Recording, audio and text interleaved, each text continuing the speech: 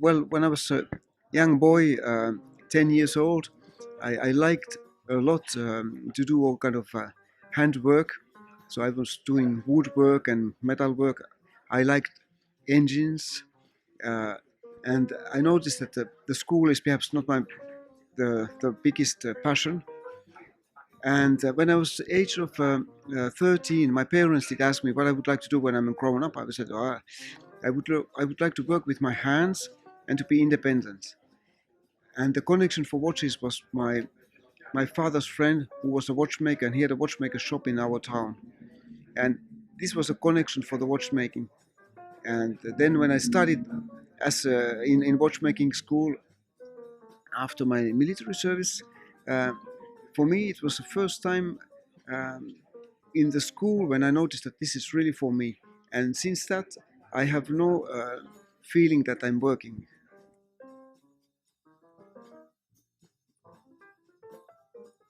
In design wise, for instance, I'm inspired of those, for instance, design of 40s, 50s, 60s. I like sleek forms, cars which has nice rounded forms, and those I do love a lot. And then, of course, what gives the peace and the inspiration is the nature. So I do a lot of uh, sport, and that's something that for me is a inspiration. For instance, if I can go skiing on the countryside and see the beautiful landscape, it's something which is uh, it's peaceful and it gives ideas. The brains can rest, and then you start to think, and ideas are popping out.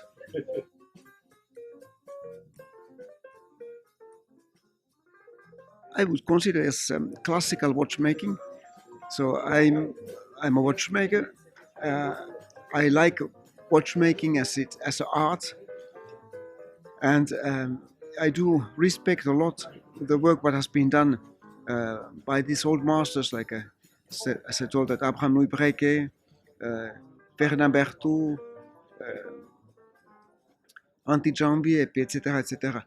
They have been a great masters, and they have been doing those watches at their time with the methods and with the material and techniques they had. And these timepieces, they're still here today. And of course, it's important.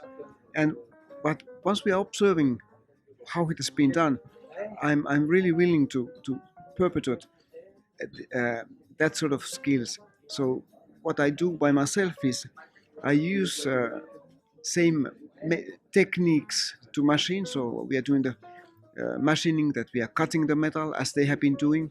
The machines are different, but the action between the um, tool and the metal is the same. And also the philosophy that the watch is made uh, for the generations. So rather that it's a bit robust and solid instead of making it thin and weak.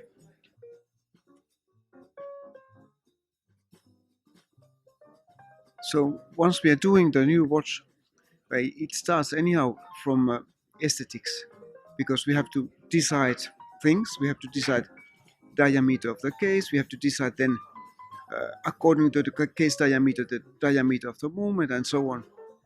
So everything is more or less related. And then once we start to, we start from the dial, of course. So we have to decide if it's a, for instance, chronograph, for instance, or power reserve indication. We have to decide where we put our hands. And of course, then it's important to have a balance on the dial. And then once we decide, okay, it's about in this corner our hand, and it will move this much. So then we can start to think about the movements. That okay, our hand will find here, and now we have to make to realize that we have calculated the gear train and ratios and all that to be able to have that hand over there. So it's always between aesthetics and techniques. So it's not only that we decide that firmly that it's here, but we have to go a bit back and forward.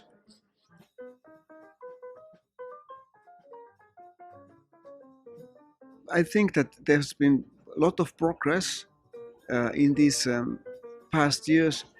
Uh, the computer has been the machine which has changed our world, and also the watchmaking world, in the way that it's we are more flexible with designs, so we can draw more easily, and we can use the programs to machine, so that enables independence, the existence of independence, but also the industry, that they are more flexible.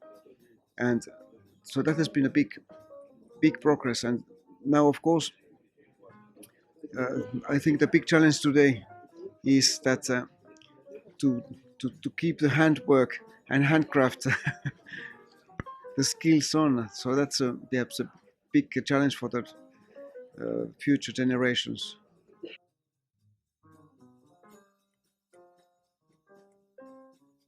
Well, that was in the watchmaking school when we started. That was the first thing. But perhaps the big click with the uh, passion was when I started to work I mean, in the watchmaking school. We were talking always these big names, Breguet, Louis Abraham, well, Abraham Louis Breguet, Ferdinand Berthoud, and but then when I was first time in Neuchâtel in further education, and then I saw that sort of watches in museums, and then I saw them in live, and that was perhaps it was very impressive to see those watches made by the old masters and to be able to touch them, and that has been something very important for me.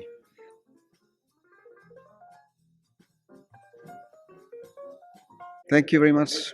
Thank you.